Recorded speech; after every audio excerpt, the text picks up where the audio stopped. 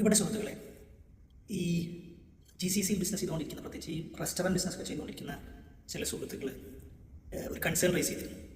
Raw material cost, മറ്റ് over heads ഒക്കെ എന്ത് ചെയ്തുകൊണ്ടിരിക്കുകയാണ്, അല്ലാതെ കൂടിക്കൊണ്ടിരിക്കുകയാണ്. സോ പ്രൈസിൽ എങ്ങനെ വ്യത്യാസം വരുത്താം? പ്രൈസ് കൂട്ടിക്കഴിഞ്ഞാൽ ഫുഡിൻ്റെ മറ്റു ഐറ്റംസിലേക്ക് പ്രൈസ് കൂട്ടുമ്പോൾ അത് ബിസിനസ്സിനെ എത്രത്തോളം ബാധിക്കും, എന്താണ് സൊല്യൂഷൻ എന്നൊക്കെ ചോദിക്കുന്നു. മറ്റു മാർഗ്ഗങ്ങളൊന്നുമില്ല, പ്രൈസ് കൂട്ടുകയല്ലാതെ വേറെ വഴിയൊന്നും ഉണ്ടാവില്ല. പിന്നെ ചെയ്യാവുന്ന ഒരു കാര്യം ക്വാണ്ടിറ്റി എന്ത് ചെയ്യുക, കുറയ്ക്കുക എന്നുള്ളതാണ്. അതും ഡ്രാസ്റ്റിക്കായിട്ട് കുറക്കാൻ എന്താവില്ല, കഴിയില്ല. പക്ഷേ അതിൽ ഏത് കാര്യത്തിലാണെങ്കിലും ശ്രദ്ധിക്കേണ്ട ഒരു കാര്യം, പ്രൈസ് കൂട്ടലാണെങ്കിലും ക്വാണ്ടിറ്റി കുറയ്ക്കുകയാണെന്നുണ്ടെങ്കിലും അത് ഏറ്റവും മാന്യമായി കസ്റ്റമറോട് കമ്മ്യൂണിക്കേറ്റ് ചെയ്യുക എന്നുള്ളത് മാത്രമാണ് അതിൻ്റെ സൊല്യൂഷൻ. ഇപ്പോഴത്തെ സാഹചര്യം അറിയാത്ത ഒരു മനുഷ്യനും ഉണ്ടാവില്ല. സോ നഷ്ടത്തിൽ കച്ചവടം ചെയ്യേണ്ട കാര്യമൊന്നും ഇല്ല. നഷ്ടത്തിൽ കച്ചവടം ചെയ്താൽ അത് എത്ര കാലം, ഇപ്പോൾ ചുരുങ്ങിയൊരു കാലമാണെങ്കിൽ 2 ആഴ്ച 1 മാസത്തേക്ക് പ്രശ്നമാണെങ്കിൽ അതുകൊണ്ട് വേറെ കുഴപ്പങ്ങളൊന്നും ഉണ്ടാവില്ല. അതേസമയം നമ്മുടെ മുന്നിൽ ഒരു ആംബിഗ്യൂറ്റി ഉണ്ട്, ഒരു അൺസർട്ടനിറ്റി ഉണ്ട്. എത്ര കാലം ഈ സാഹചര്യം മുന്നോട്ട് പോകും, എന്ന് എക്സ്പെൻസസ് ഒക്കെ റിവേഴ്സിബിൾ പഴയ മോഡലിലേക്ക് വരും എന്നുള്ള കാര്യത്തിലൊന്നും നമുക്കൊരു ഉറപ്പില്ല.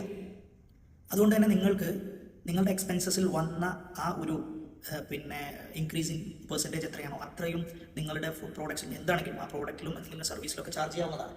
അപ്പോൾ അങ്ങനെ ചാർജ് ചെയ്യുന്നത് എന്ത് വേണം, വളരെ ജെന്റിലായിട്ട് കസ്റ്റമറോട് കമ്മ്യൂണിക്കേറ്റ് ചെയ്യുകയും അതോടൊപ്പം തന്നെ നമ്മൾ എന്ത് പറയണം, എക്സ്പെൻസസ് പഴയ അവസ്ഥയിലേക്ക് തിരിച്ചെത്തുകയാണെന്നുണ്ടെങ്കിൽ നമ്മളുടെ പ്രൈസും നമ്മൾ എന്ത് ചെയ്യും, റിവൈസ് ചെയ്യും എന്ന് പറയുമ്പോൾ അതിലൊരു ന്യായം. അങ്ങനെ ആയിരിക്കണം അത് എന്ത് ചെയ്യേണ്ടത്, കമ്മ്യൂണിക്കേറ്റ് ചെയ്യേണ്ടത്. സോ നിങ്ങളുടെ ബിസിനസ് എന്താണോ, നിങ്ങളുടെ ക്ലയൻസ് കസ്റ്റമേഴ്സ് ആരാണോ, അവർക്ക് എങ്ങനെയാണ് ഏറ്റവും നന്നായി കാര്യങ്ങൾ അവരുടെ മുന്നിൽ അവതരിപ്പിക്കാൻ പറ്റുക എന്ന് നിങ്ങളും നിങ്ങളുടെ ടീമും ഇരുന്ന് അത് ഐഡൻറ്റിഫൈ ചെയ്യുകയും ആ രീതിയിൽ പെട്ടെന്ന് കാര്യങ്ങൾ കമ്മ്യൂണിക്കേറ്റ് ചെയ്ത് ഇതിനൊരു തീരുമാനം ഉണ്ടാക്കുകയും ചെയ്യുക. പ്രൈസ് കൂട്ടാതിരിക്കേണ്ട, നിങ്ങൾ നഷ്ടത്തിൽ ഒരു പരിധിക്ക് അപ്പുറം നഷ്ടത്തിൽ പോവുകയും വേണ്ട. നമ്മുടെ എപ്പോഴും വിൻ സിറ്റുവേഷനിൽ തന്നെ എന്ത് ചെയ്യണം, കാര്യങ്ങൾ പോകണം. സാഹചര്യങ്ങൾ നെഗറ്റീവ് ആകുമ്പോൾ അതിന് അനുയോജ്യമായ സ്ട്രാറ്റജിക് ഡിസിഷൻസ് എടുത്തിട്ട് എന്ത് ചെയ്യണം, അത് ഇംപ്ലിമെൻറ്റ് ചെയ്യണം. That's all.